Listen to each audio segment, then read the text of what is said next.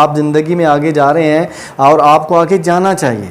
ہاں کچھ لوگ ایسے ہیں وہ آپ کے ساتھ، جیسے اب ٹرین کی مثال لے لیں، آپ ٹرین کے پہلے ڈبے پہ آپ سوار ہیں اور آپ چاہتے ہیں کہ جتنے میرے حلقہ احباب والے ہیں، جتنے میرا دوست احباب ہیں، وہ سارے میرے ساتھ پہلے ڈبے میں چلیں۔ ایسا ممکن نہیں ہے۔ کچھ لوگ ہوں گے جو بھاگ کر آپ کے ساتھ پہلے ڈبے میں سوار ہو جائیں گے اور آپ کے ساتھ چلیں گے۔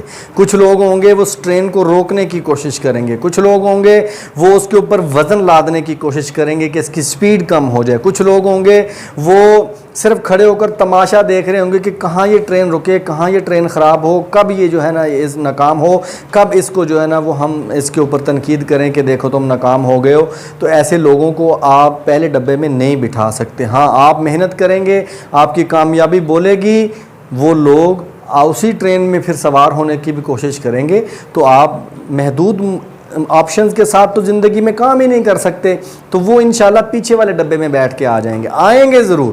آپ کے ساتھ وہ تمام لوگ جو نیگیٹیوٹی کے ذریعے سے، جو تخریب کاری کے ذریعے سے، جو اپنی کم علمی اور کم فہمی کی وجہ سے، بے شعوری کی وجہ سے آپ کے سامنے رکاوٹیں پیدا کرتے ہیں یا پھر جان بوجھ کر کرتے ہیں، وہ سب کے سب اس وقت آپ کے ساتھ آنے پر مجبور ہوں گے جب آپ اس دنیا میں اپنے آپ کو منوا چکے ہوں گے یا آپ ایک لیول پر پہنچ چکے ہوں گے۔ لیکن وہ کوئی دوسرے ڈبے میں ہوگا، کوئی تیسرے ڈبے میں ہوگا، کوئی ٹرین کے آخر میں ہوگا، لیکن وہ آئیں گے ضرور۔ اور کچھ لوگ پھر آپ کی ٹرین رکنے کا انتظار صرف اس لیے کریں گے کہ یہ ٹرین رکے، اس میں کچھ مسافر اتریں اور ہم بھی اس میں سوار ہو جائیں۔